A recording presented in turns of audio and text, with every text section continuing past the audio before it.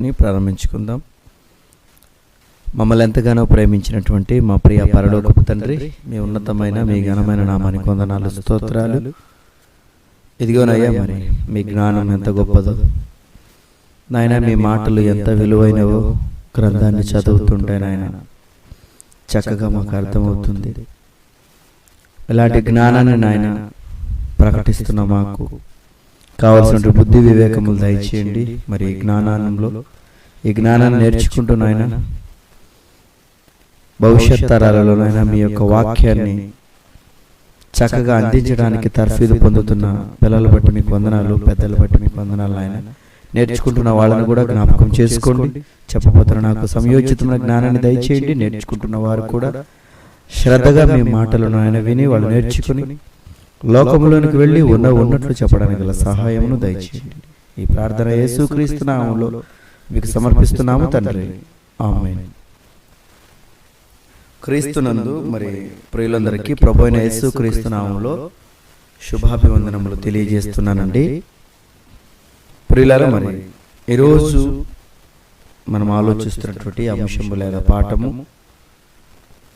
Bachelor of Bible థియాలజీలో 3వ సంవత్సరం గాను న్యూ లెసన్స్, కొత్త పాఠాలు ఈరోజు నుంచి ప్రారంభమవుతాయండి. బీబీటీఎస్ 3rd ఇయర్లో మరి కొత్త పాఠాలుగా నేటికి ఏర్పాటు చేయబడిన పాఠం చరిత్రకు తెలియని గతం, బైబిల్ చెప్పిన నిజం. పాఠం పేరు మరొకసారి ఏమండి చెబుతున్నాను, చరిత్రకు తెలియని గతం, బైబిల్ చెప్పిన నిజం. ప్రియులారా, చరిత్ర ఈరోజు ఎవరిని కదిలించిన చరిత్రలో ఏదైనా ఉంటేనే మేము నమ్ముతామండి. ఎందుకంటే చరిత్రలో ఉన్నదే కదా నిజము. కనుక ఈ చరిత్రలో ఏదైనా ఉంటే మీరు చెప్పండి, అది చరిత్రకు సంబంధించినదైతే చెప్పండి అని ఈరోజు ప్రియులారా చరిత్రను ఉద్దేశించి ఎంతో మంది మాట్లాడడం జరిగింది. ఇక ఈ చరిత్రను గురించి ఆలోచిస్తే అసలు చరిత్ర అంటే ఏమిటి అంటే, ఏమండి, చరిత్ర అనగానే జరిగిన సంగతిని తెలియజేసేదే చరిత్ర. ఏమండి, జరిగిపోయిన సంగతిని తెలియజెప్పటమే చరిత్ర. ఎన్నో సంగతులు, జరిగిపోయిన సంగతులను కొంతమంది వ్రాసి వీటిని గురించిన విషయాలు ప్రపంచం నేర్చుకోవాలి, తెలుసుకోవాలి. కనుక ఆయా కాలాలలో ఎలాంటి వ్యక్తులు జీవించారో, ఎలాంటి సామ్రాజ్యాలు ఉండేవో, వాళ్ళ పరిపాలన ఎలా ఉండేదో అని ఎంతో మంది చరిత్రకారులు ఎన్నో పుస్తకాలను కూడా రాశారు. ఈరోజు వాటిని చదువుకుంటున్నారు పాఠశాలలో, కాలేజీల్లో కూడా. ఎందుకండి అవి నేర్చుకోవాలంటే చరిత్రలో మనకు చాలా అవసరం అండి. కనుక అవి ఖచ్చితంగా నేర్చుకోవాలి అనుకుంటున్నారు. ఓకే, నేర్చుకోవాలి, చరిత్ర మనకు చాలా అవసరం. మరి ఈ చరిత్రకారులు చెప్పినటువంటి సంగతులు నిజమా? వీళ్ళు ఏ గతాన్ని అయితే చెప్పారు, అంతే కదండి, జరిగిపోయిన సంగతులు తెలియజెప్పటమే చరిత్ర. మరి ఆ చరిత్రలని నిజమా? ఏమంటే చరిత్ర చెబితే ఎవరు చెప్పాలి? దాన్ని రాస్తే ఆ యొక్క చరిత్ర గురించి ఎవరు రాయాలంటే ప్రియులారా, చరిత్రను రాయాలంటే ఆ కాలంలో ఉన్నవాళ్ళు రాయాలి. ఇంకా మీకు అర్థం కావటానికి, మహాత్మా గాంధీ చరిత్రను రాయాలంటే ఏమండి ఇప్పుడు పుట్టినవాడు, ఏమండి ఈ యొక్క 2022లో ఉన్నవాడు ఆయన చరిత్రను రాశాడు అనుకోండి, ఏం బాగుంటుంది మీరు చెప్పండి? అతను జీవించిన కాలం ఎప్పుడు, అతను జన్మించిన ఏమండి ఆ కాలం ఎప్పుడు, అతను మరణించిన కాలం ఎప్పుడు, అతని జీవిత చరిత్ర రాయాలంటే అతనితో అంటే అతను పుట్టినప్పుడు ఉన్న కాలంలో ఉన్నవాళ్ళు రాయాలి. అతనితో సమకాలికులు, అతని కాలంలో ఉన్నవాళ్ళు, వాళ్ళు రాసిన చరిత్ర నిజమవుతుంది. కానీ ఎప్పుడో జరిగిన చరిత్రను నేను ఇప్పుడు కూర్చొని రాస్తాను అంటే నువ్వు రాసింది నిజమని ఎలా నమ్మాలి? ఈరోజు ప్రియులారా, చరిత్ర అన్నది అలాగే ఉంది. ఈరోజు ఎంతోమంది చరిత్రను రాసిన వాళ్ళు ఉన్నారు కదా, నిజంగా వాళ్ళు రాసిన చరిత్రలని రైటా అంటే ఏదో అరకొరగానండి. నిజమైన చరిత్ర అంటే నిజంగా జరిగినవి వాళ్ళు రాశారా అంటే లేదండి, చాలా కల్పితాలు ఉన్నాయి. నిజంగా చరిత్ర అంటే అది బైబిల్ గ్రంథం చెప్పాలి.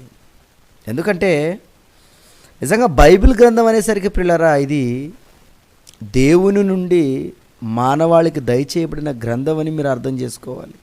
చాలామంది ఈ గ్రంథం గురించి తెలియక అది మనుషులు రాసిందండి, అది దేవుడు నుండి వచ్చిందని ఎలా నమ్మగలం అని అంటున్నారు. కానీ ప్రియులారా, ఆ గ్రంథాన్ని చదువుతున్నప్పుడు ఆలోచిస్తున్నప్పుడు ఏంటి మనుషులు రాసిందిగా ఉందా? సుమారు 42 మంది ప్రవక్తలు ఏమంటే ఈ బైబిల్ గ్రంథాన్ని రాసిన వారుగా మనకు కనపడతారు. 66 పుస్తకాలుగా కలిగినదిగా ఈ బైబిల్ ఉంటే 42 మంది ఈ గ్రంథాన్ని రాసినప్పుడు ప్రియులారా, 42 మంది కూడా ఒక ప్రాంతానికి చెందిన వాళ్ళు కాదు, వేరు ప్రాంతాల వారు, వేరు వృత్తులకు సంబంధించిన వాళ్ళు, ఒక కాలానికి సంబంధించిన వాళ్ళు కాదు, వేరు కాలాలకు సంబంధించిన వాళ్ళు. అలా వేరు కాలాల్లో వేరు వృత్తులకు చెందిన వాళ్ళు 1600 సంవత్సరాలు వ్రాసిన గ్రంథమే బైబిల్. ఏమండి, ఈ 42 మంది ఎన్నో సంవత్సరాల క్రిందట ఎన్నో సంవత్సరాలు పట్టింది ఈ బైబిల్ గ్రంథాన్ని రాయడానికి. కానీ బైబిల్ గ్రంథం అంతా ఒక దగ్గరికి పేర్చి పెట్టినప్పుడు ప్రియులారా, ఒక్కరే రాసినట్లు ఉంది. మరి అది ఎలా సాధ్యం? ఏమండి, మిమ్మల్ని ఒక నలుగురిని 40 మందిని పిలిచి ఒక గ్రంథాన్ని రాయమని తలో ఒక ఊరిని పంపించారు. 40 మంది 40 ఊర్లకు పంపించినప్పుడు మిమ్మల్ని రాయమంటే మీరు ఏం రాస్తారు చెప్పండి? ఏమండి, ఈ 40 మంది రాసినది ఒక్కటిగా ఉంటుందా? పొంతన ఉంటుందా? మీరు చెప్పండి. పొంతన లేకుండా పోతుంది. ఎందుకంటే నీ ఆలోచన వేరు, అవతల వాని వాళ్ళ ఆలోచన వేరు, ఇంకొకటి ఆలోచన వేరు. కానీ బైబిల్ గ్రంథం విషయంలోకి వచ్చేసరికి ప్రియులారా, రాసింది 42 మంది అయినా వ్రాయించింది మాత్రం ఒక్కడే. అందుకనే మనకు బైబిల్లో కనపడే మాట 2వ పేతురు రాసిన పత్రిక 1వ అధ్యాయము 20-21 వచనాలు మనం చదువుకుందాం ప్రియులారా. ఏమండి, బైబిల్ గ్రంథంలో పేతురు రాసిన 2వ పత్రిక 1వ అధ్యాయము 20-21 వచనం అండి. ఒకడు తన ఊహను బట్టి చెప్పుట వలన లేఖనములో ఏ ప్రవచనం పుట్టదని మొదట గ్రహించుకొనవలెను. బైబిల్ చదువుతున్న వారులారా, మొదట మీరు ఏం గ్రహించాలో తెలుసా? ఊహను బట్టి.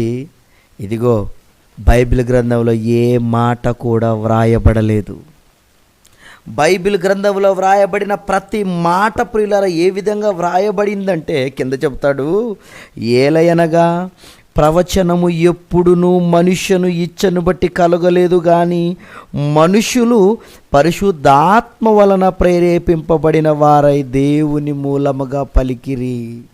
వ్రాసింది మనుషులైనా వ్రాయించింది దేవుడు అంటున్నాడండి. అందుకనే ఒక్కరు రాసినట్టుగా అన్ని గ్రంథాలకు సంబంధం కలిగి ఉంటుందండి. ఏమండి, కనుక బైబిల్ గ్రంథం ఇది దేవుని నుండి వచ్చినదని మీరు తెలుసుకోవాలి. బైబిల్ గ్రంథంలో వ్రాసిన ప్రతి మాట ప్రియులారా వాళ్ళు తాకి చూసినవి. ఏమండి, వాళ్ళు కనుగొన్నది. నిజంగా బైబిల్లో ఎన్నో గ్రంథాలను మనం చూస్తూ ఉంటే అందులో వ్రాయబడిన సత్యాలను మనం ఆలోచిస్తుంటే ఏంటండి బైబిల్లో ఉన్నటువంటి ఆ సత్యాలు? ఈరోజు బైబిల్లో ఉన్నటువంటి ఏమంటే చారిత్రాత్మక ఆధారాలు ఎన్నున్నాయి మీరు చెప్పండి? శాస్త్రపరమైన ఆధారాలు ఎన్నున్నాయి మీరు చెప్పండి? భౌగోళిక పరమైన ఆధారాలు నిజంగా బైబిల్ గ్రంథానికి ఎన్నున్నాయి మీరు చెప్పండి? బైబిల్లో ఉన్న ఏమంటే వ్రాయబడిన ఊర్లు కానివ్వండి, ప్రదేశాలు కానివ్వండి, ఆ దేశాలు కానివ్వండి, ఖండాలు కానివ్వండి, సముద్రాలు కానివ్వండి, ఆ పట్టణాలు కానివ్వండి, ఎన్నున్నాయి మీరు చెప్పండి?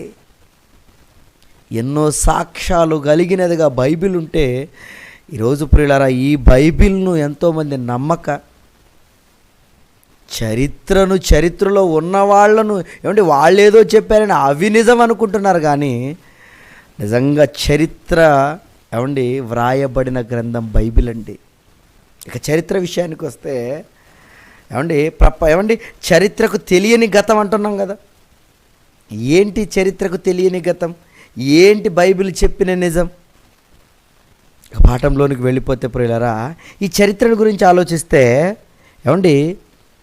ఈ చరిత్రను మొట్టమొదటిగా వ్రాయాలని ఒక వ్యక్తి అనుకున్నాడండి. క్రీస్తుకు పూర్వం 4వ శతాబ్దంలో ఒక వ్యక్తి మనకు కనపడతాడు. అతనే ఎరిటోటస్. మీరు ఆ గూగుల్లో కనుక మీరు సెర్చ్ చేస్తే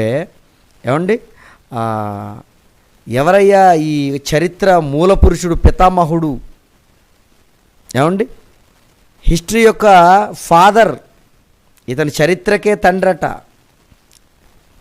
ఇతను హెరిటోటస్. మరి ఇతను ఏం చెప్పాడయ్యా అంటే, ఇదిగో చరిత్రలను మనం రాసుకోవాలి. ఎప్పటి చరిత్రలు అప్పుడు మనం రాసుకుంటూ ఉంటే అది ప్రపంచానికి మేలు చేసేదిగా ఉంటుంది. కనుక ఇతను క్రీస్తుకు పూర్వం 4వ శతాబ్దానికి చెందిన వాడుగా చరిత్రలు రాయడం ప్రారంభించాడు. ఈ చరిత్రలు ముఖ్యంగా 3 భాగాలుగా కూడా వీటిని రాశారు. ఒకటి చరిత్ర పూర్వయుగం అన్నారు, అంటే జరిగిపోయినవి, ఎన్నో సంవత్సరాల క్రితం జరిగిపోయినవి పూర్వయుగం, చరిత్ర పూర్వయుగం అని. అలాగే 2 చరిత్ర సంధియుగం, అంటే ఇతను రాసేటప్పుడు జరిగేవి, ప్రస్తుతం అంటే సమకాలికులు వ్రాసినటువంటి చరిత్రలు. అలాగే చరిత్ర యుగం, చారిత్రాత్మక యుగం, అంటే ఇప్పుడు జరుగుతున్నవి వ్రాసి భద్రపరచటం. ఇలా చరిత్రను 3 భాగాలుగా చేసి ఇలా రాసుకుంటూ వచ్చారు. చరిత్ర పూర్వయుగం అని, చరిత్ర సంధియుగం అని, చరిత్ర యుగం అని, అంటే చారిత్రాత్మక యుగం అని. ప్రియులారా, వీళ్ళు రాసినవి నిజంగా అన్ని నిజాలే అంటారా? నిజంగా మనం బైబిల్లో కనుక ఆలోచిస్తే అసలు చరిత్ర అంటే ఎవరు చెప్పాలో తెలుసా? ఒక మాట దేవుడు ప్రపంచానికి తెలియజెప్తున్నాడు. ఒక మాట ఒకసారి చూద్దాం, చూడండి. యెషయా గ్రంథము 43వ అధ్యాయము, యెషయా గ్రంథము 43వ అధ్యాయము 9వ వచనాన్ని ఒకసారి చదవండి. యెషయా గ్రంథము 43వ అధ్యాయము 9వ వచనం. సర్వజనులారా గుంపు కూడి రండి, జనములు కూర్చబడవలెనను, వారిలో ఎవరు ఇట్టి సంగతులు తెలియజేతురు. ఇదిగో హెరిటోటస్, ఎవరైనా చరిత్ర మూల పురుషుడట, చరిత్రకు పితామహుడట. చరిత్ర పూర్వయుగంలో ఏం జరిగిందో నీకు తెలుసా? మానవుని జీవిత చరిత్ర ఏ విధంగా ఉందో నీకు తెలుసా? ఏదో కోతి నుండి వచ్చాడని రాస్తారా? మానవ జీవిత చరిత్ర, మానవ మనుగడ ఏ విధంగా ప్రారంభమైందో వీళ్ళు లెక్కలు కట్టి చెబుతూ ఉంటే అన్ని అబద్ధాలేనండి. మనిషి జీవిత చరిత్రను ఉద్దేశించి అన్ని అబద్ధాలే రాశారు. వాటిని చదువుకొని ఈరోజు పుచ్చుకొని ఎంతోమంది పట్టభద్రులై ఎన్నో గొప్ప గొప్ప వాళ్ళు ఎంతోమంది ఈరోజు ఉంటున్నారు. కానీ మీరంతా తప్పులు రాశారు. కారణం, మనిషి జీవిత చరిత్ర ఈనాడు చరిత్రకు తెలీదు. బైబిల్లో వ్రాయబడిందండి మనిషి చరిత్ర. ఇది చరిత్రకు తెలియని గతం. గతం తెలుసా చరిత్రకు? మనిషి గతం అంటే మనిషి యొక్క జీవిత చరిత్ర తెలుసా? తెలిస్తే కోతి నుండి వచ్చాడని ఎందుకండి పాఠ్య పుస్తకాలు రాసి పిల్లలకు బోధిస్తున్నారు? ఏ కోతైనా మనిషిగా మారడం చూసారా మీరు? చెప్పండి.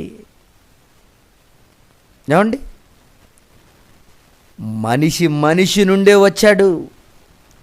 అతని జీవిత చరిత్ర ఏ విధంగా ప్రారంభమైందో బైబిల్లో దేవుడు చెబుతున్నాడు. అందుకని ఇక్కడ అంటున్నాడు, ఇదిగో జనులందరూ కూర్చబడవలెను, వారిలో ఎవరు ఇట్టి సంగతులు తెలియజేస్తారు? పూర్వకాలమున జరిగిన వాటిని ఎవరు మాకు వినిపించుదురు? వినిపిస్తారా? మీరేం వినిపిస్తారా? మీకు తెలుసా? ఎన్నో సంవత్సరాల క్రితం జరిగిపోయిన సంగతులు నీకెలా తెలుస్తాయి? నెలకు ముందు ఒక నెల తర్వాత నిన్ను ఎవరైనా అడిగి నువ్వు పోయిన నెల ఏం కూర తిన్నావంటే నీకు తెలుస్తుందా? నువ్వు ఏ బట్టలు వేసుకున్నావంటే నీకు తెలుస్తుందా? చెప్పు.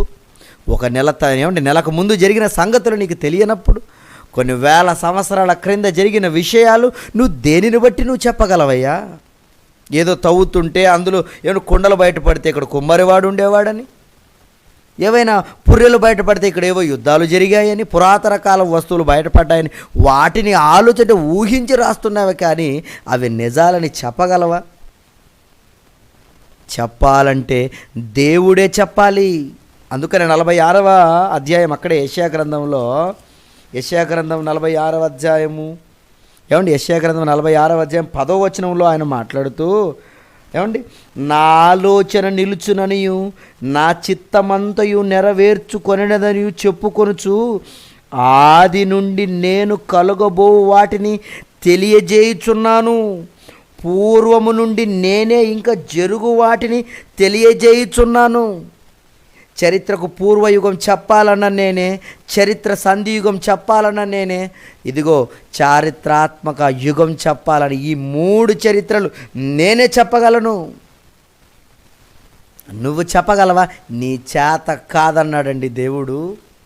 ఈరోజు ఏదో చెప్పేస్తున్నారండి, ఏదో కొద్దిగా చెబుతున్నారు అంతేగాని పూర్తి విషయాలు తెలియవండి చరిత్రకు. నిజంగా బైబిల్ గ్రంథం ఎంత గొప్పదంటే దేవుడు చెబుతున్నాడు చూడండి, ఆది నుండి నేను కలుగబో వాటిని తెలియజేయుచున్నాను, నేనే తెలియజేయాలి. మనిషి జీవిత చరిత్ర, వృక్ష జీవిత చరిత్ర, పురుగుల జీవిత చరిత్ర, పక్షుల జీవిత చరిత్ర, ఏ దాని చరిత్రలో ప్రారంభం మీకు కావాలి చెప్పండి? అన్ని చరిత్రలు కూడా బైబిల్ గ్రంథంలో వ్రాయబడ్డాయి. ఇది తెలియక, ఇది కొంతమందికి పట్టక బైబిల్ గ్రంథం మీదకి అదే పనిగా వస్తున్నారు తప్పులు చూపించటానికి. మీరు ఎంతమంది ఎంత బురద మీరు జల్లాలనుకున్నా ఎప్పటికీ మీరు నిజంగా పైకి రాలేరు. ఎందుకంటే సత్యం అనేది ఏనాడో ఒకనాడు బయటపడకపోదండి. మీరు అసత్యం చెబుతున్నారు. మీరు బైబిల్లోనికి మీరు తప్పులు వెతకడానికి దురుద్దేశంతో మీరు చదువుతున్నారే తప్ప నిజంగా మంచి ఉద్దేశంతో మీరు బైబిల్ గ్రంథాన్ని చదవట్లేదు కనుక మీకు అర్థం కావట్లేదు. అసూయతో చదువుతున్నారు మీరు. ఇది విదేశీ గ్రంథం అని చదువుతున్నారు మీరు. ఇది మానవ బ్రతుకు పుస్తకం అని మీరు ఒకసారి చదవండి, చక్కగా మీకు అర్థమవుతుంది. నిజంగా మనిషి జీవిత చరిత్రను గురించి ఆలోచిస్తే ఈరోజు మనిషి అంటున్నాడు కోతి నుండి వచ్చాడట. అలా కోతి కాస్త టెక్నాలజీ డెవలప్ అయింది కదా, వీడు కూడా డెవలప్ అయ్యాడట. అలా మాకు అప్పుడు చిన్నప్పుడు పాఠ్యపుస్తకాలలో అలా చింపాంజీ నుంచి అలా కొద్దిగా మళ్ళీ ఆ చింపాంజీ కాస్త మనిషిగా మారిపోవడం, ఆ తోక ఇంకా తక్కువ కావడం, అలా మనిషి రాతి యుగం నాటి నుండి కంప్యూటర్ యుగం వరకు అని పిక్చర్లు వేసి మరి చూపిస్తాడండి. ఇలా వచ్చాడా మనిషి. ప్రారంభంలో మనిషికి అతను భోజనం కూడా తినేక రాదు, అతను వేటాడేవాడు, పచ్చి మాంసాన్ని తినేవాడు, ఆ పనిముట్లు చేయడం కూడా రాదు. అలా రాను నేర్చుకున్నాడు. మొదట్లో బట్టలు వేసుకోవడం కూడా తెలీదు, ఆకులు అలుములు కట్టుకున్నాడు. మరి ఎలా తెలిసింది అతనుకు? ఆ మాంసాన్ని వండుకొని తినడం ఎలా తెలిసింది? వ్యవసాయ పద్ధతి ఎలా తెలిసింది? ఇదిగో రాను కాలక్రమేణా మనిషి నేర్చుకున్నాడు అని మనిషి జీవితం గురించి కళ్ళబొల్లి మాటలు చెబుతున్నారండి ఈరోజు. అవే పాఠ్యపుస్తకాలు చదువుకొని ఈరోజు ఎంతోమంది మేధావులు అయిపోయారు. కానీ వాళ్ళు మేధావులా? నీ చరిత్ర ఎలా ప్రారంభం అయ్యిందో బైబిల్ గ్రంథంలో చూస్తూ ఉంటే ప్రియులారా ఆశ్చర్యం. ఇదిగో నీ జీవిత చరిత్ర బైబిల్ చెబుతుంది. ఆది కాండం మొదలుకొని ఇదిగో ఆది కాండంలో నీ దేహాన్ని మట్టితో దేవుడు చేశాడు. అలా మట్టితో బొమ్మను చేసి ఆ నాసిక రంధ్రములో దేవుడు జీవాత్మను ఊదగా నరుడు జీవాత్మ అయిపోయాడు. ఆదాము ద్వారా హవ్వను చేశాడు. వీళ్ళిద్దరిని కూడా ఇదిగో దేవుడే చేసినటువంటి ఆ యొక్క నరులను ఏ కోతి నుండి రాలేదు.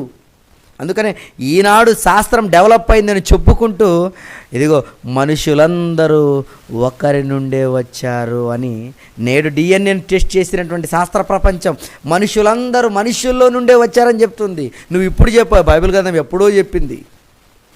మరి చరిత్రకు తెలియదా ఈ గతం? మనిషి గతం అంటే తెలీదు. ఏమండి మనిషి బట్టలు తయారు చేసుకోవడం విషయంలో నుంచి ఏమండి వ్యవసాయమా, ఏమండి ఏమైనా పనిముట్లా, అతను ఏమైనా పనులా, ఇవన్నీ కూడా దేవుడే అతనికి నేర్పాడు కానీ స్వతహా ఇతను ఏమీ నేర్చుకోలేదండి. చూస్తారా మీరు, వ్యవసాయం గురించి కూడా ఏమండి శాస్త్ర ప్రపంచం లేదా ఈ చరిత్ర ఏం చెప్పిందంటే, మొట్టమొదట్లోనట ఈ మానవుడు, ఇతనికి వ్యవసాయం తెలియదు, ఇతను వలస జీవిగా ఉండేవాడు. ఎండాకాలం ఏ పంటలు దొరుకుతాయి అక్కడ ఇతను ఉండేవాడటండి. ఆ పంట అయిపోయేంత వరకు అక్కడే తినేవాడట. మరి అక్కడి నుంచి మరి వానాకాలం వచ్చేసరికి మళ్ళీ ఇంకొక దగ్గరికి వెళ్ళిపోయేవాడట. మరి అక్కడ మళ్ళీ ఇంకా ఆ కాలం అయిపోతున్నా మరి ఇంకో కాలంలో ఏవి దొరుకుతాయి తినడానికి, మళ్ళీ అక్కడ. అంటే ఏ కాలంలో ఏవి పండుతాయో తెలీదు, ఎలా పండించాలో తెలీదు, వ్యవసాయం కూడా అతనికి తెలీదు. కనుక రాను రాను కాలక్రమేణా ఈ అగ్రికల్చర్ అంటే వ్యవసాయం కూడా నేర్చుకున్నాడని మనిషి జీవిత చరిత్రను వీళ్ళు రాశారు. కానీ ఈ వ్యవసాయం గురించి బైబిల్ ఏం చెప్పిందో తెలుసా? చరిత్రకు తెలియదండి గతం. కానీ బైబిల్లో మనం చూస్తుంటే ప్రియులారా, ఆదికాండము ఏమండి 2వ అధ్యాయం 15వ వచనాన్ని మీరు చూస్తే, ఏమంటే బైబిల్ గ్రంథం చరిత్రను చెప్పాలంటే ప్రియులారా బైబిల్ గ్రంథమే చెప్పాలి.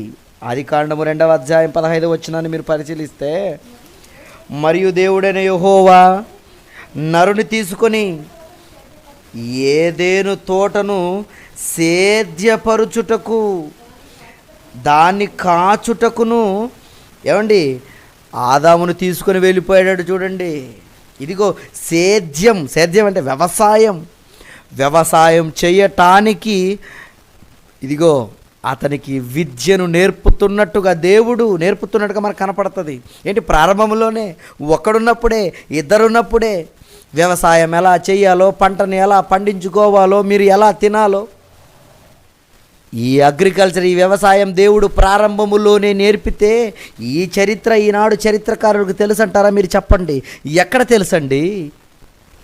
మనిషి చరిత్రను ఎలా రాశారో తెలుసా? ఎంతోమంది వ్యవసాయం తెలియక రాను రాను ఏదో వ్యవసాయం నేర్చుకున్నాడు, ఏమండి ఏదేదో చెప్పేస్తున్నారండి. కానీ వ్యవసాయం మనిషికి ప్రారంభము నుండే తెలుసు.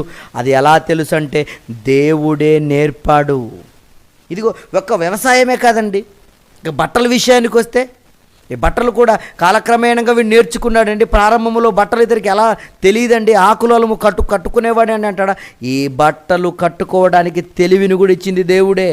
మొట్టమొదటిగా దేవుడే ఏమండి వాళ్ళకి చొక్కాలను చేయించి తొడిగించాడు. ఆ మాటకు కూడా చూస్తారా? ఆదికాండము చూడండి ప్రియులారా, నిజంగా బైబిల్ గ్రంథం ప్రియులారా ఎంత గొప్పదంటే చూడండి ఒకసారి. ఆదికాండము ఏమండి, ఆదికాండము 3వ అధ్యాయము 21వ వచనము, దేవుడైన యెహోవా ఆదామునకు అతని భార్యకును చర్మపు చొక్కాలను చేయించి వారికి తొడిగించెను.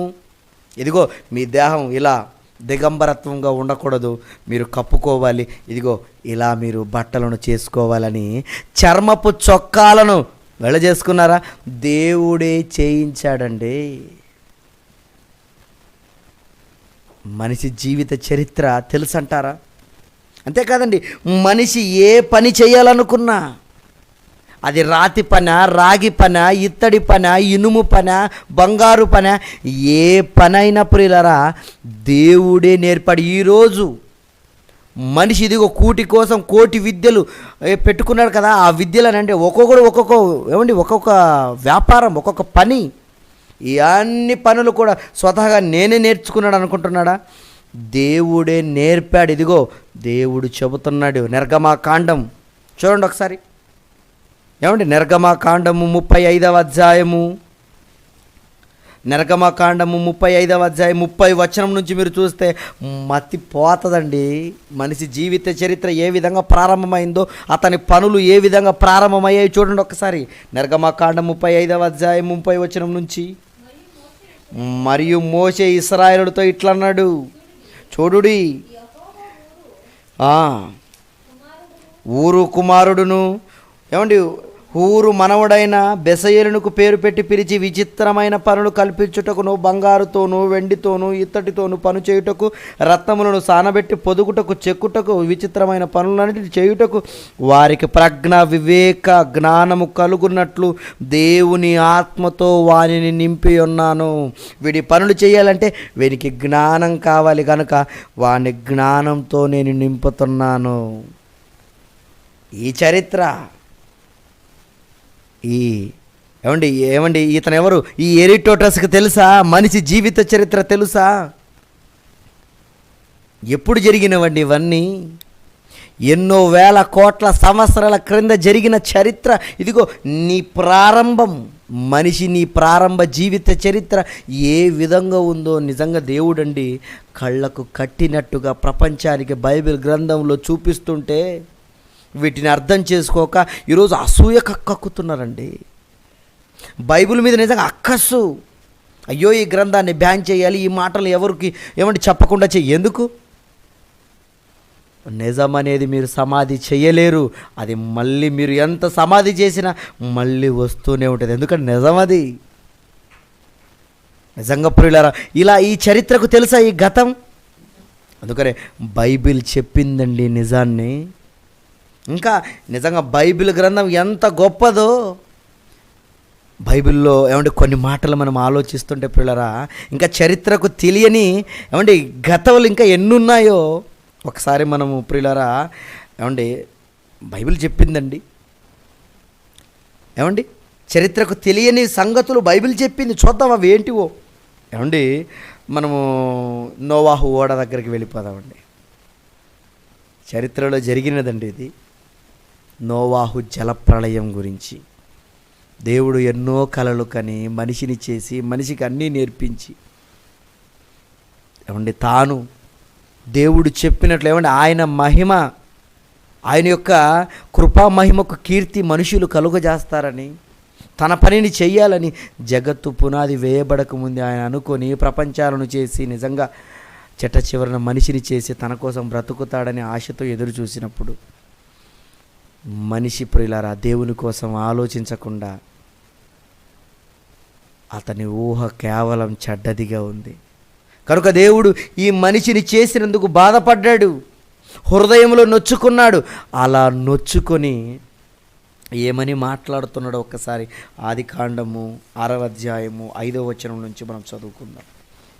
ఆదికాండము 6వ అధ్యాయము 5వ వచనంలో, నరుల చెడుతనము భూమి మీద గొప్పదనియు, వారి హృదయము యొక్క తలంపులోని ఊహ అంతయు ఎల్లప్పుడూ కేవలము చెడ్డదని యెహోవా చూచి. దేవుడు చూశాడట నరులను ఎలా ఉన్నారు, చెడిపోయారు. వారు బొత్తిగా చెడి ఉన్నారు, అందరూ కూడా దారి తప్పారు. సమస్త శరీరులు తమ మార్గములను చెరిపేసుకున్నారు అంటాడు కిందకి వెళ్ళిపోతూ ఉంటే 11-12 వచనాలలో. అందరూ సమస్త శరీరులు అలా చెరిపి వేసుకున్న వాళ్ళను దేవుడు ఏం చేశారో తెలుసా? ఇక వీళ్ళు ఉండటానికి వీల్లేదు, ఎందుకంటే అందరూ బొత్తిగా చెడిపోయారు. కనుక వీళ్ళని నేను సమస్తము కూడా ఎలా ఉందంటే 13వ వచనంలో ఉంటుంది. నోవాహుతో మాట్లాడుతూ దేవుడు నోవాహుతో, సమస్త శరీరుల మూలముగా భూమి బలాత్కారంతో నిండి ఉన్నది గనుక నా సన్నిధిని వారి అంతము వచ్చి ఉన్నది. ఇదిగో నేను వారిని భూమితో కూడా నాశనము చేయుదును. ఏం చేస్తాడట? భూమితో కూడా నాశనం చేసేస్తాను నేను. ఇదిగో మొత్తము పక్షులను జంతువులను ప్రాకు పురుగులు అన్నిటినీ నాశనం చేసేస్తాను. ఇదిగో ప్రతి పక్షులో 2, జంతువుల్లో 2, కీటక ప్రతీది కూడా 2 చొప్పున నేను బ్రతికిస్తాను అని నోవాహు కుటుంబం ఒకటే దేవునికి నీతిగా కనపడితే ఆ నోవాహుతో మాట్లాడుతున్నాడు. ఏమన్నా తెలుసా? ఇదిగో నోవాహు, నేను ఈ భూమిని నాశనం చేయబోతున్నాను, నువ్వేం చేయాలో తెలుసా? 14వ వచనంలో మాట్లాడుతున్నాడు. 6వ అధ్యాయం 14వ వచనంలో, చితి సారకపు మ్రానుతో నీ నీ కొరకు ఒక ఓడను చేసుకో. దాని కిటికీలు ఎలా ఉండాలి, దాని పొడవు ఎలా ఉండాలి, దాని వెడల్పు ఎలా ఉండాలి, ఆ ఓడకు సంబంధించి అన్ని విషయాలు ప్రియులారా దేవుడు చెప్పాడు. ఏమంటే ఈ ఓడకు సంబంధించి ప్రియులారా చరిత్రకారులకు తెలిసినటువంటి నిజమేంటో తెలుసా? ఆ ఓడ నిజమే. ఏమండి ఆ యొక్క మ్రాను, ఏమండి ఆ చితిసారకు మ్రాను దేవుడు ఎందుకు చేయమన్నాడు? ఆ మ్రాన్ అంటే ప్రియులారా, ఆ మ్రానును పరిశీలించిన శాస్త్రవేత్తలు ఏమని చెప్పారంటే, ఆ మ్రానట ప్రియులారా ఎన్ని సంవత్సరాలు నీటిలో ఉన్నా అసలు కుళ్ళిపోదటండి ఆ మాను. అలాంటి మ్రానును దేవుడు ఎందుకు వాడమన్నాడు? ఎలాంటి ప్రమాదం లేకుండా నువ్వు సురక్షితంగా ఉండాలి. నిజంగా దేవుడు చెప్పినటువంటి ఆ మ్రాను మనుషులు పరిశీలించి ప్రియులారా అది నిజమే, ఆ ఓడ నిజమే. ఏమండి ఈ ఓడ నిజమో కాదో అని ప్రియులారా కొంతమంది, ఏమండి ఈ ఓడ ఆ యొక్క తెలుసు కదండి, ఆ ఓడ ప్రచండమైన వర్షం 40 రాత్రులు 40 పగళ్ళు వర్షం వచ్చినప్పుడు, పగళ్ళు ఏమండి వర్షం వచ్చినప్పుడు పెద్ద జలప్రళయం, పెద్ద పెద్ద పర్వతాలు సైతం మునిగిపోయాయి. అందరూ కూడా సర్వనాశనమైపోయారు. కానీ చివరిగా ఆ ఓడ మాత్రం ప్రియులారా అలా తేలుతూ వెళ్ళిపోయి ఒక దగ్గర ఆగింది. ఒకసారి చూద్దాం ఆ భాగాన్ని. ఆదికాండము 7వ అధ్యాయము 10-11 వచనాలు. ఆదికాండము 7వ అధ్యాయము 10-11 వచనాలు మనం చూస్తే, 7 దినములైన తరువాత ఆ ప్రవాహ జలములు భూమి మీదకు వచ్చెను. నోవాహు వయసు యొక్క 600 సంవత్సరము 2వ నెల 10వ దినమున మహా అగాధ జలముల ఊటలనియు ఆ దినమందే విప్పబడెను. ఆకాశపు తూములు విప్పబడెను. 40 పగుళ్ళును 40 రాత్రులు ప్రచండమైన వర్షము భూమి మీద కురిసెను.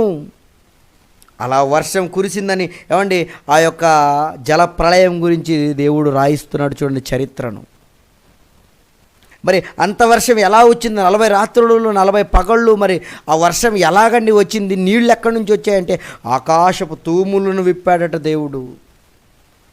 ఏమండి ఆకాశపు తూములను దేవుడు విప్పాడట. ఈ ఆకాశ తూముల గురించి చరిత్రకారులు ఆలోచించి, ఏమండి 1996 నవంబర్ 6వ తేదీన ఒక న్యూస్, ఒక ప్రకటన వచ్చిందటండి.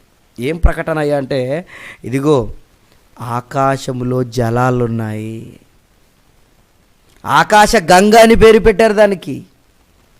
ఆకాశములో నీళ్లున్నాయని 1996లో నీకు తెలిసిందా? దేవుడు ఆకాశ తూములను విప్పాడు అంటే ఆకాశములో నీళ్లు ఉన్నాయని ఎప్పుడు చెప్పాడు చెప్పండి? కీర్తనల గ్రంథము 148వ కీర్తన 4వ మాటను మీరు చూస్తే ప్రియులారా, 148వ కీర్తన 4వ మాట చూడండి ఒకసారి. పరమాకాశములారా, ఆకాశము పైనున్న జలములారా, అంటే ఆకాశము పైన ఎవరున్నారు? ఏమున్నాయి? నీళ్లున్నాయి ప్రియులారా. ఏంటి 1996లో పైన జలాలు ఉన్నాయని తెలిసిందా? ఆకాశ గంగని పేరు పెడతారా? తెలియవండి చరిత్రలకు ప్రియులారా ఈ సంగతులన్నీ. అందుకనే చరిత్రకు తెలియని గతం బైబిల్ చెప్పిన నిజం. ఇక ఈ ఆకాశ గంగ, ఇదిగో దేవుడు ఆనాడు ఆకాశ తూములను విప్పి ప్రచండమైన వర్షం వచ్చేలా చేశాడు. అలా వర్షం ధాటికి ప్రియులారా ఏమండి ఆ యొక్క ఓడ కదిలింది. అలా కదులుతూ ఏమండి అదొక ఒక దగ్గరకు వెళ్ళి చేరుకుంది. ఏమండి అది ఎక్కడికి చేరుకుందో మీరు చూస్తే ప్రియులారా చూడండి ఒకసారి ఎక్కడికి చేరుకుందో. ఏమండి ఎక్కడ చూస్తారంటే ఆదికాండము 7వ అధ్యాయంలోనే 8వ అధ్యాయానికి రండి. 8వ అధ్యాయం 2వ వచనం నుంచి, అగాధ జలములు ఊటలను ఆకాశ తూములను మూయబడెను. ఆకాశం నుండి కురియుచున్న ప్రచండ వర్షము నిలిచిపోయెను. అప్పుడు నీళ్లు భూమి మీద నుండి క్రమక్రమముగా తీసిపోవుచుండెను. కిందకి మీరు చదివితే చదవండి అలాగే. 180 నెలల తర్వాత నీళ్లు తగ్గిపోగా 7వ నెల 17వ దినమున ఓడ అరారాతు కొండల మీద నిలిచెను. ఓడ నిలిచిందాడు చూడండి. ఏమండి, ఓడ నిలిచిందంటే పిల్లలు అంటే 40 రోజుల ఏమండి వర్షం తర్వాత నీళ్లు క్రమక్రమంగా తగ్గిపోతే అప్పుడు ఓడ ఎక్కడుందయ్యా అంటే ఎక్కడ నిలిచిందంటే అరారాతు కొండలు. నిజంగా ఇప్పటికీ పిల్లలు ఈ కొండలు ఉన్నాయి. ఏమండి, ఈ శాస్త్ర ప్రపంచంలో ఉన్నవాళ్ళు ఆ కొండల్లో నిజంగా ఈ ఓడ ఉందా లేదా అని విమానాల్లో నుంచి ఏమండి అరారాతు కొండలను ఫోటోలు తీశారటండి. అండ్ ఒకసారి మీకు ఫోటో చూపిస్తారు చూడండి, అరారాతు కొండ ఏమండి మీకు చూపిస్తున్నారు చూడండి స్క్రీన్ మీద. నిజంగా ఆ యొక్క చిత్రాన్ని చూసినప్పుడు వాళ్ళు చాలా ఆశ్చర్యపోయారు. ఏంటి, నోవాహు ఓడ ఇది నిజమా? ఎందుకు నిజం కాదయ్యా, బైబిల్లో వ్రాయబడిందంటే అది అక్షర సత్యం, నిజం. ఇక్కడ ఉన్నది నిజమా కాదా అని మళ్ళీ పరిశీలించడానికి వెళ్ళి అన్నీ కూడా పరిశీలించారట. అక్కడ ఏ కర్ర వ్రాయబడిందో, ఏమంటే వాడబడిందో, ఎంత పొడవునుందో, ఎంత వెడల్పునుందో, ఇది నిజంగా ఇది సాధ్యమేనా, ఇది నిజంగా జరిగిందా అనేది నిజంగా వాళ్ళు చూసినప్పుడు పిల్లరా ఆశ్చర్యపడ్డారు. ఏమండి, ఇది ఎక్కడ ఉందంటే టర్కీ దేశంలో. ఆ దేశంలో ఏమండి దీనిని చూసిన వాళ్ళు, దీని గురించి ఆలోచించిన వాళ్ళు చరిత్రకారులుగా ఇది నిజమని కన్ఫర్మ్ చేశారండి. మరొక పిక్చర్ చూపించండి. ఇదిగోనండి, ఆనాడు ఆ గవర్నమెంట్ ఇదిగో కన్ఫర్మ్ చేసేసింది. దిస్ ఈజ్ నోవాస్ ఆర్క్ అని. ఇది నిజంగా నోవాహు ఓడనే, ఇది కన్ఫర్మ్ చేసేసాము. అంతేకాదండి, దాన్ని ఒక టూరిస్ట్ ప్లేస్ లాగా పెట్టారటండి. ఇదిగో నోవాహు ఓడ, ఇదిగో దాన్ని ఒక పార్క్, నేషనల్ పార్కుగా దాన్ని కూడా ఉంచారటండి. మీకు అర్థమవుతుందా? అక్కడ ఉన్న నోవాహు ఓడ యొక్క అవశేషాలు నిజంగా అక్కడ వాళ్ళకు దొరికాయండి. 1959 అలాగే 1970 ఈ మధ్య కాలంలో టర్కీ దేశంలో ఎన్నో పరిశోధనలు చేసిన తర్వాత ప్రియులరా ఆ టర్కీ యొక్క దేశ ప్రభుత్వం ఇది నోవాహు ఓడ అని నిశ్చయపరిచిందటండి. ఇది కన్ఫామ్గా నోవాహు ఓడే, డౌటే లేదు. నోవాహు ఓడ నిజమని, ఈ అరారాతు పర్వతాలలో ఉన్న ఓడ ఇది నిజంగా నోవాహు ఓడనే, ఇది ఆయన తయారు చేసిన ఓడే అని టర్కీ దేశం చెప్పినటువంటి సాక్ష్యం అది ఇప్పటికీ సజీవ సాక్ష్యంగా మన మధ్య ఉందండి. మరి ఈ యొక్క ఈ అరారాతు కొండల గురించి కానివ్వండి, ఆ ఓడ గురించి కానివ్వండి, దేవుడు బైబిల్లో నిజంగా ఆ చరిత్రను రాశాడంటారా లేదంటారా మీరు చెప్పండి. బైబిల్లో ఉన్న చరిత్రలు ప్రియులారా ఇవి చరిత్రకు తెలుసు అంటారా? తెలీదండి. ఈ గతం చరిత్రకు తెలీదు. చరిత్ర పూర్వయుగం అని చెప్పుకుంటున్నాడు. ఇది తెలుసా చరిత్రకు? తెలీదు ప్రియులారా. కానీ ఇప్పటికీ సజీవ సాక్ష్యంగా ఇదిగో టర్కీ దేశంలో ఈ నోవాహు ఓడ దానికి సంబంధించినవన్నీ ప్రియులారా వాళ్ళు భద్రపరిచారు. ఇంకా మనం బైబిల్ లోతుల్లోకి వెళితే ఇంకా చరిత్రకు తెలియని గతాలు ఇంకా ఎన్ని ఉన్నాయో తెలుసా? అలాగే సొదొమ గొమొర్రా ఈ పట్టణాలు కూడా మనకు కనపడతాయి ప్రియులారా. చూడండి ఒకసారి పిక్చర్ని. ఆ మృత సముద్రం పక్కనే ఆ యొక్క సొదొమ గొమొర్రా ఎర్రక్షరాలతో మీకు కనపడతా చూడండి, సొదొమ గొమొర్రా అని. ఈ పట్టణాలు కూడా ప్రియులారా ఇప్పటికీ ఉన్నాయి. ఈ పట్టణాలకు వెళ్ళిన వాళ్ళు నిజంగా ఆ సొదొమ గొమొర్రాలలో జరిగిన చరిత్ర నిజమేనా లేకపోతే కట్టుకథన అని టెస్ట్ చేయడానికి వెళ్ళారటండి ఆ దేశం మీదకి. అప్పుడు ఆ దేశంలో వాళ్ళకు దొరికిన యొక్క ఆధారాలు ఎలా ఉన్నాయంటే ప్రియులారా టెస్ట్ చేశారట వాళ్ళు. ఒకసారి పక్కన ఫోటోలు కూడా చూపించండి. అలా అక్కడికి వెళ్ళారట వాళ్ళు. చూడండి పిక్చర్లో మీరు ఏమండి అక్కడ ఉన్నటువంటి ఆ గంధకాలండి, ఏమండి ఈ గంధకాలు ద్వారా ఈ పట్టణాలు మండిపోయాయి, ఈ పట్టణాలు ధ్వంసమైపోయాయి అని ప్రతి చిన్నదాన్ని కూడా వాళ్ళు పరిశీలించినప్పుడు, ఏమండి వాళ్ళు పరిశోధించినప్పుడు వాళ్ళు బయటపడే నిజమేంటయ్యా అంటే ప్రియులారా, ఇది ఖచ్చితంగా ఈ అగ్ని భూమి నుండి పుట్టినటువంటి అగ్ని కాదు.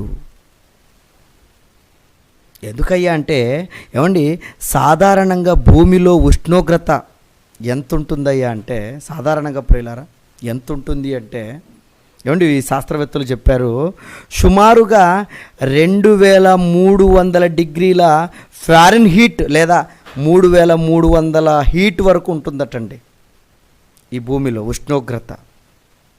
కానీ ఈ సొదొమ గొమొర్రాలలో ఆ యొక్క అగ్నిగంధకాలను పరిశీలించిన వీళ్ళు ప్రియులరా ఆశ్చర్యానికి గురయ్యారు. ఎందుకంటే దీని యొక్క ఉష్ణోగ్రత ఎన్ని డిగ్రీల సెంటీగ్రేడ్లో తెలుసా అంటే 6000 సెంటీడిగ్రీలతో కూడిన భయంకరమైన ఏమంటే గంధకాలటండి అవి.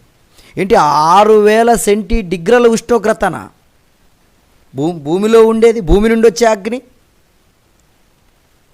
అంటే భూమి నుండి ఏదో అగ్ని పుట్టి ఈ దేశాలు నాశనం కాలేదు, ఇవి ఖచ్చితంగా ఎక్కడి నుండో వచ్చాయి ఈ అగ్ని గంధకాలు అని ఈ శాస్త్రవేత్తలు నిజంగా ఈ సొదొమ గొమొర్రాలను గురించిన విషయాలు ఇదిగో బైబిల్లో వ్రాయబడిన విషయాలు, ఇదిగో దేవుడే ఆకాశము నుండి అగ్ని గంధకాలను కురిపించాడు, ఇది నగ్న సత్యమని ప్రియులారా నమ్మింది. ఇదిగో ఫోటోలను కూడా విడుదల చేసింది, మీకు నెట్లో దొరుకుతాయి, కావాలంటే చూడండి సొదొమ గొమొర్రాల చరిత్రను. ఇది తెలుసా చరిత్రకు? ఇది వ్రాయబడింది, చరిత్రకారులు దీన్ని రాశారా? అక్కసండి బైబిల్ అంటే ప్రియులారా ఈ చరిత్ర నిజం. ఆనాడు సొదొమ గొమొర్రాలు నిజంగా మనం ఆలోచిస్తుంటే ఆదికాండం 18వ అధ్యాయము, ఏమండి ఆదికాండము 18వ అధ్యాయము 20-21 వచనాలు మనం చూస్తే సొదొమ గొమొర్రాల గురించి దేవుడు మాట్లాడుతున్నాడు చూడండి. ఆదికాండం 18వ అధ్యాయము ఏమండి 20-21 వచనాలు మనం చదువుకుంటే అక్కడ ఏమని అంటున్నాడు చూడండి. ఏమండి ఇదిగో మరియు యెహోవా సొదొమ గొమొర్రాలను గూర్చిన మొర గొప్పది గనుక వాటి పాపము బహుభారమైనది. ఇదిగో చాలా పాపపు పట్టణాలుగా అవి కనిపించాయి, ఎలాగైనా సరే వాటిని నాశనం చెయ్యాలి, ఎందుకంటే మితిమీరిపోయాయి అవి. ఎలా ఉన్నాయి ఆ పట్టణాలు అంటే 19వ అధ్యాయములో ఏమండి ఆ పట్టణాలు ఎలాంటి స్థితిలో ఉన్నాయో చెప్తున్నాడు చూడండి. ఏమండి ఆ పట్టణాల గురించి చెబుతూ ఆ పట్టణానికి ఏమండి ఆ 19వ అధ్యాయం ప్రారంభవచనం, ఆ సాయంకాలమందు ఆ ఇద్దరు దేవదూతలు సొదొమ చేరున్నప్పుడు లోతు సొదొమ గవిని యొద్ద కూర్చుండెను. లోతు వారిని చూచి వారిని ఎదుర్కొనుటకు లేచి సాష్టాంగ నమస్కారం చేసి, నా ప్రభువులారా దయచేసి మీ దాసుని ఇంటికి వచ్చి రాత్రి వెళ్ళబుచ్చి కాళ్ళు కడుకొనిడి, మీరు పెందలకడ లేచి మీ త్రోవన వెళ్ళవచ్చునని.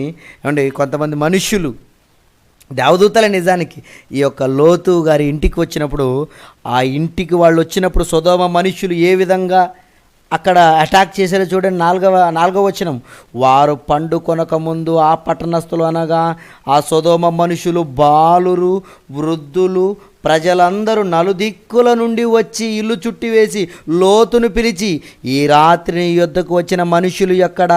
మేము వారిని కూడునట్లు మా యొద్దకు వారిని తీసుకొని వెలుపలికి తీసుకొని రమ్మని అతనితో చెప్పగా, ఎలాంటి భయంకరమైన పాపపు స్థితిలో ఉన్నారో మీరు చూడండి.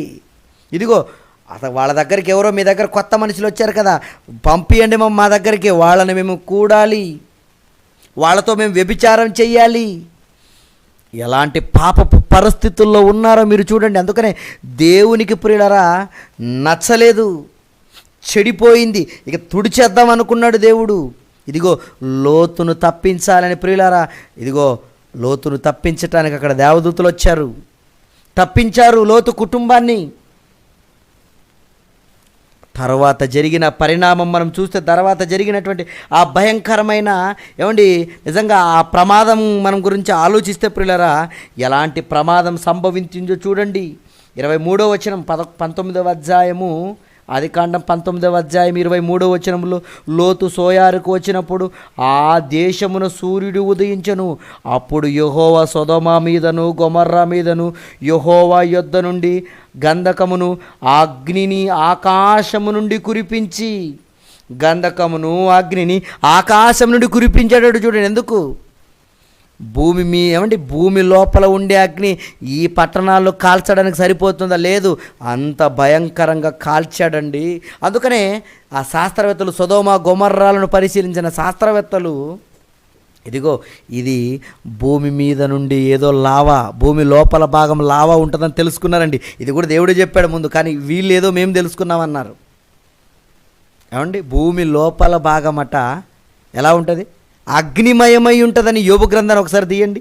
యోబు గ్రంథము 28వ అధ్యాయము 5వ వచనాన్ని మీరు చదువుకుంటే, యోబు గ్రంథము 28వ అధ్యాయము 5వ వచనం, భూమి నుండి ఆహారం పుట్టును, దాని లోపల భాగము అగ్నిమయం. ఇదిగో భూమి లోపల అగ్ని ఉంటుందని కూడా ఏదో శాస్త్రవేత్తలు చెప్పారనుకుంటే పొరపాటు, దేవుడే చెప్పాడు. భూమి తవ్వుతూ ఉంటే ఉష్ణోగ్రత వచ్చిందట ఈ మనిషికి. అమ్మ బాబోయ్, లోపల వేడి ఏదో ఉందనుకుంటున్నాడు, లోపల అగ్ని ఏదో ఉందనుకుంటున్నాడు. నువ్వు అనుకుంటున్నావు కదా, దేవుడు ఎప్పుడో కన్ఫర్మ్ చేసేసాడు. యోబు గ్రంథం ఎప్పుడు? క్రీస్తుకు పూర్వం 1400 సంవత్సరాల క్రితం వ్రాయబడిన గ్రంథం.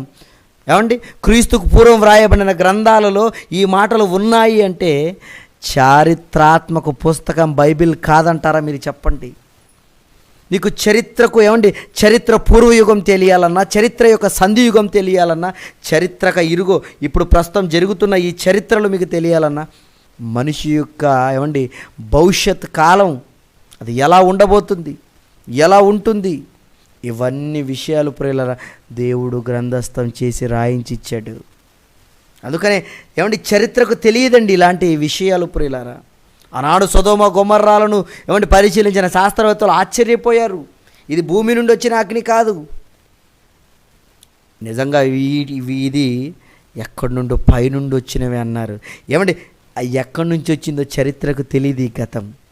కానీ బైబిల్ చెప్పింది చూడండి, దేవుని యొద్ద నుండి ఆకాశం నుండి అగ్ని గంధకాలు వచ్చాయి. అందుకనే ఆ పట్టణాలు భస్మం అయిపోయాయి ప్రియులారా. అంతేకాదు, దేవుడు ఈ మాటలు ఎందుకు రాయించాడంటారు? ప్రపంచంలో ఇదిగో ప్రపంచ దేశాలన్నీ కూడా ఈ చరిత్రను చదువుకుంటున్న ఈ దేశాలు కూడా ఆ పట్టణాలను చూసి ఎప్పుడు కూడా మీరందరూ అలర్ట్గా ఉండాలి. పాపములో పడిపోతే మీ దేశం పరిస్థితి కూడా ఇంతే. ఒకసారి హెజ్కేలు గ్రంథం 14వ అధ్యాయం 13వ వచనంలో దేవుడు మాట్లాడుతూ, హెజ్కేలు గ్రంథం 14వ అధ్యాయము 13వ వచనంలో ఏమని మాట్లాడుతున్నాడో చూడండి. నరపుత్రుడా, ఏ దేశమైతే విశ్వాసఘాతకమై నా దృష్టికి పాపము చేసినదో దానికి నేను విరోధినై ప్రాణాధారమగు ఆహారము లేకుండా చేసి కరువును పంపించి మనుషులను పశువులను నిర్మూలము చేయుదును. ఏమని చెప్తున్నాడు చూడండి. ఏ దేశం కానీ అది ఒకవేళ విరోధంగా ఉందా, దేవునికి ఇష్టానుసారంగా లేదా, పాపము చేసేదిగా ఉందా, విశ్వాసఘాతకానికి ఓడికట్టేదిగా ఉందా, అయితే దాని పరిస్థితి ఇదిగో సొదొమ గొమొర్రాలను చూపించాడు. భస్మం చేసేసాడు. పశువుల జంతువు ఏవి చూడడండి. కళ్ళకు కట్టినట్టుగా పురిలరా మనకు సొదొమ గొమొర్రాలను చరిత్రలో దేవుడు మనుషులకు ఉంచాడు. ఈ చరిత్రను చెప్పు, పాపము చేస్తే నీ గతిలా ఉంటుంది, చరిత్రలో చూడు ఆ పట్టణాలు ఎలా అయిపోయాయని చరిత్రను చూసినటువంటి మనిషికి బుద్ధి చెప్పటానికి దేవుడు చరిత్ర గ్రంథంలో, చరిత్ర పుస్తకాలలో ఈ మాటలు పెడితే, ఈ మాటలు చదువుకున్న మనిషి బైబిల్ ఒక తప్పుల తడికి అని చెబుతాడా? బైబిల్ శాస్త్రపరమైన ఆధారాలు లేవు, ఏదో ఇష్టం వచ్చినట్లు ఏదో బుద్ధిలేగా మాట్లాడుతున్నాడు. కానీ ప్రియులారా, నిజంగా చరిత్రకు తెలియని సంగతులు ప్రియులారా ఇవన్నీ. ఏమంటే ఇంకా చూస్తారా? ఇంకా మనము ఈ చరిత్రకు తెలియనటువంటి సజీవ సాక్ష్యాలు ఇంకా ఎన్నున్నాయో బైబిల్లో, అవి ఎలా వ్రాయబడ్డాయో మనం చూస్తుంటే ప్రియులారా, ఏమండి ఆ ఎర్ర సముద్రం గురించి ఏమండి, బైబిల్లో ఎర్ర సముద్రం, రెడ్ సీ, మనం గూగుల్ నెట్లో ఏమండి కొడితే ఆ యొక్క చిత్రపటం ఒకసారి చూపించండి. ఆ ఎర్ర సముద్రం పక్కనే ఉన్నటువంటి ఆ ఐగుప్తు దేశం, ఏమండి ఈజిప్ట్, ఏమండి చూడండి ఒకసారి ఆ చిత్రపటంలో రెడ్ సీ అంటే ఇదంతా ఎర్ర సముద్రము. ఏమంటే అక్కడ చూస్తున్నారు కదా, అదంతా ఎర్ర సముద్రం ప్రియులారా. ఆ ఎర్ర సముద్రం పక్కనే ఈజిప్ట్ కనపడుతుందా మీకు? ఏమంటే ఈజిప్ట్ కనపడుతుందా? ఆ ఈజిప్ట్లో జరిగిన సంగతులు ఇదిగో చరిత్రకు తెలియదేమో, బైబిల్లో వ్రాయబడింది చూడండి. నిజంగా అక్కడ ఉన్న ఏమండి ఆ చరిత్రను గురించి ఆలోచిస్తే, అక్కడ ఒక ఫరో రాజు ఏమండి దేవుడు అంటే తెలియక తనకిష్టం వచ్చినట్లుగా ప్రియులారా బ్రతుకుతున్నప్పుడు, మరి అతనికి దేవుడు చూపినటువంటి ఆ మహత్కార్యాలు, చూపినటువంటి ఆ అద్భుత కార్యాలు ఎన్నున్నాయి మీరు చెప్పండి? ఏమండి ఈనాడు చరిత్రకు తెలియవండి అవి. ఆ ఫరో యొక్క ఏమండి ఆ యొక్క రాజు గురించి దేవుడు మాట్లాడుతూ ఒకసారి బైబిల్లో చూద్దాం. చూడండి, నిర్గమకాండము 9వ అధ్యాయము, నిర్గమకాండము 9వ అధ్యాయం 16 వచనం నుంచి, నిర్గమకాండము 9వ అధ్యాయము ఏమండి 16వ వచనం నుంచి, నా బలమును నీకు చూపునట్లు భూలోకమందంతటా నా నామమును ప్రచురము చేయునట్లు ఇందుకే నేను నియమించింది. ఇదిగో రాజు ఏమండి ఏమని చెబుతున్నాడో చూడండి రాజుతో. నిన్నెందుకు నియమించానో తెలుసా? నా బలమును నీకు చూపునట్లు భూలోకమంతటా నా నామము ప్రచురమగు ఏమంటే చేయునట్లు ఇందుకే నేను నిన్ను నియమించి తిని. నీ ఎదుట చేయబడిన అద్భుతాలు కానీ ఆశ్చర్య కార్యాలు కానీ ఇవన్నీ చరిత్రలో జరిగినవి. ఇవన్నీ ప్రజలందరూ వినాలి. నేను తప్ప వేరొక దేవుడు లేడని తెలుసుకోవాలి. ఏమండి నిజంగానండి ఈ యొక్క ఫరో గురించి, ఈ యొక్క రాజు గురించి పౌలు గారు కూడా మాట్లాడతాడు. ఒకసారి ఈ సందర్భంలో ఆయన మాటను కూడా జ్ఞాపకం చేసుకుందాం. రోమిలకు రాసిన పత్రిక 9వ అధ్యాయం 17వ వచనం. రోమిలకు రాసిన పత్రిక 9వ అధ్యాయం 17వ వచనం. మరియు లేఖనం ఫరోతో ఇలాగూ చెప్పెను, నేను నీ యందు నా బలము చూపుటకును నా నామం భూలోకమంతంతటా ప్రచురమగుటకును అందు నిమిత్తమే నేను నిన్ను నేను నియమించి తిని అంటాడు రాజు గురించి. చరిత్ర అండి ఇది. ఫరో రాజు చరిత్రలో ఐగుప్తులో ఉన్నాడంటే ఉన్నాడు. ఒక్కసారి ఆలోచించి చూడు, ఆ ఈజిప్టి నాగరికత ఒకసారి ఆలోచించు, ఆ యొక్క రాజుని గురించి ఆలోచించు. మరి ఆ కాలంలో జరిగినటువంటి చరిత్ర ఇప్పటికీ కళ్ళకు కట్టినట్టుగా సజీవ సాక్ష్యాలుగా మన కళ్ళ ముందు ఉన్నాయండి. ఎన్నో ఉన్నాయి. ఆ ఐగుప్తు రాజు ఎన్నిసార్లు దేవుడు ఎన్నో సూచక్రియలు చేసినా ప్రజలను విడవకపోవటం, చివరిగా ఇదిగో ఆ ఫరో యొక్క కుమారుణ్ణి దేవుడు చంపేయటం. ఇదిగో ఐగుప్తులో ఉన్న ఆ మొదటి సంతతి మొత్తం ఆ మరణదూత వచ్చి అందరిని కూడా తీసుకుని వెళ్ళిపోతుంది. తెలుసు కదా చరిత్ర. అప్పుడు ఈ యొక్క ఫరో రాజుకి అప్పుడు జ్ఞానోదయం అయిపోయి ఇదిగో మోషే నమ్ముకున్న దేవుడే నిజమైన దేవుడని సాక్ష్యం చెప్పాడండి. అతని సమాధిలో దొరికినటువంటి ఎన్నో రాతి పలకలు ఈరోజు శాస్త్ర ప్రపంచం వాటిని తీసింది. ఇదిగో ఫరో రాజు ఇచ్చినటువంటి ఆ మరణవాంగ్మూలం ఏంటంటే ఇదిగో మోషే నమ్ముకున్న దేవుడే దేవుడు. నిజంగా ఇలాంటి చరిత్రలు చదువుతున్నప్పుడు మరి బైబిల్ ఎంత గొప్పదండి. అంతేకాదు ప్రియులారా, ఆ ఫరో సైన్యమును దేవుడు ఏం చేశాడు? కీర్తనల గ్రంథము 136వ కీర్తన 15వ మాటను మనం చూస్తే 136వ కీర్తన 15వ మాట, ఫరోను అతని సైన్యమును ఎర్ర సముద్రంలో ముంచేశాడని దేవుడు రాయించాడు. ఇది నిజమా కాదా అని ప్రియులారా, ఎంతోమంది శాస్త్రవేత్తలైనటువంటి వాళ్ళు ఈ ఎర్ర సముద్రం మీద ఎన్నో పరిశోధనలు చేశారటండి. అప్పుడు అక్కడ బయటపడిన నిజమేంటో తెలుసా? ఏమండి, ఆనాడు దేవుడు ఎర్ర సముద్రాన్ని పాయలు చేశాడంటే కారణం ఇశ్రాయేలులు ఏమండి ఒడ్డు దాటడానికే కదండి.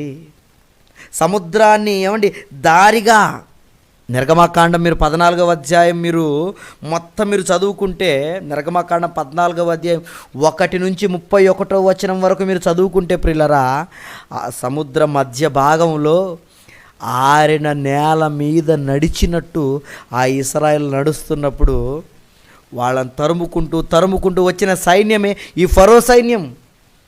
ఎప్పుడైతే వాళ్ళు ఒడ్డు దాటిపోతారో ఈ ఫరో యొక్క సైన్యం కరెక్ట్గా సముద్రంలో వస్తున్నారు. ఇక దేవుడు ఏమండి ఆ సముద్రాలను మూసేశాడు. ఏమండి, సముద్రం చీలికగా ఉన్న సముద్రం మళ్ళీ ఒక్కటైపోయింది. ఏమండి, ఆ సముద్రంలో ఈ ఫరో సైన్యం అంతా మునిగిపోయిందండి. ఇంక మునిగిపోయారంటే, సముద్రంలో మునిగిపోయారంటే ఇక మాటల ఈత కొడతారా? కొడితే ఎంత దూరం కొడతారు మీరు చెప్పండి? చచ్చిపోతారు. అలా అందరూ చచ్చిపోయారు, ఫరో సైన్యం అంతా.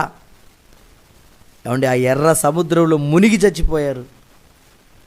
ఇలా మునిగి చచ్చిపోయారని తెలుసుకున్న శాస్త్రవేత్తలు, ఏంటి ఇది బైబిల్లో రాయబడింది కట్టుకథనా లేకపోతే నిజమా అని ఆలోచన చేశారు. ఆలోచించి ఏమండి సముద్ర గర్భాల్లో కంటే ఆ ఎర్ర సముద్రం లోతుల్లోకి వెళ్ళి చూసినప్పుడు తేలిన నిజాలేంటో తెలుసా? ఒకసారి చూడండి, ఒకసారి పిక్చర్ ఏమండి చూడండి. అక్కడ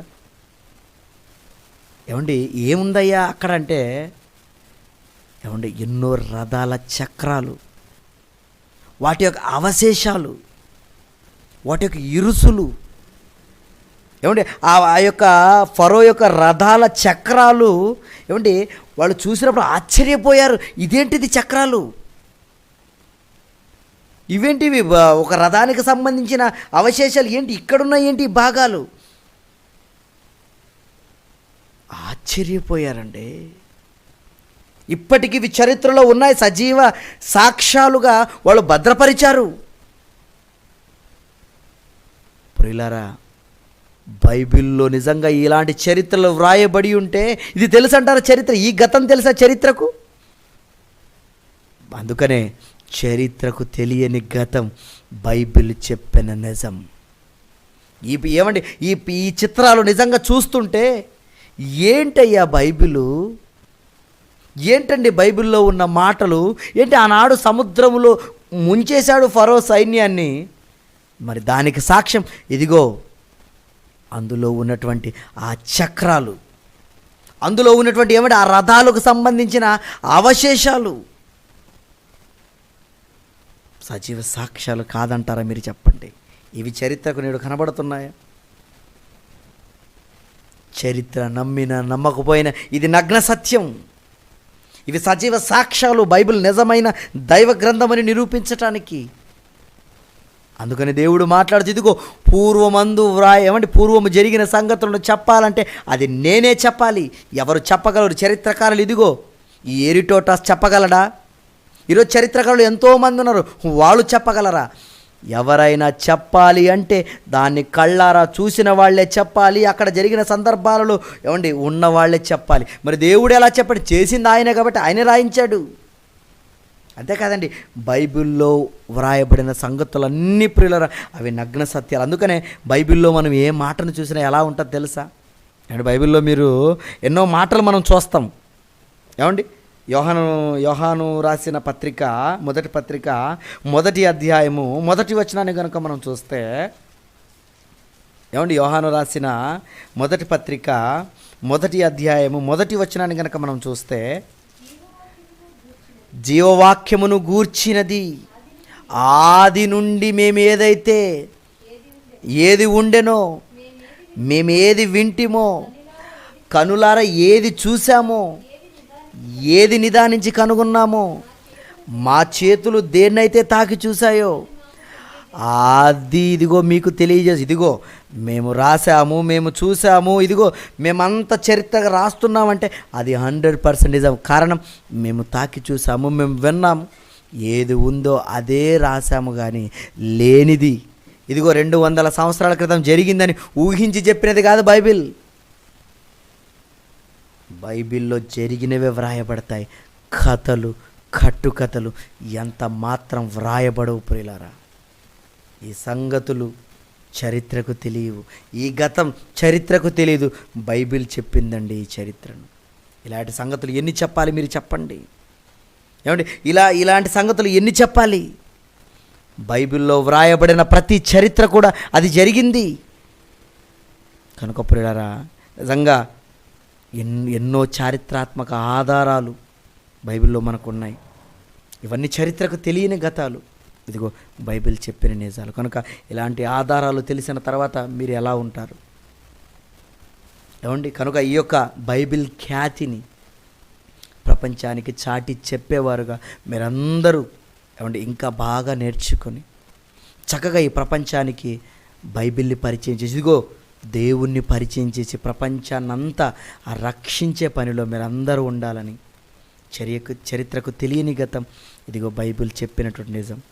ఈ పాఠం మీకు అర్థమైంది నమ్ముతున్నాను. ప్రార్థన చేసుకుందాం, కళ్ళు మూసుకోండి.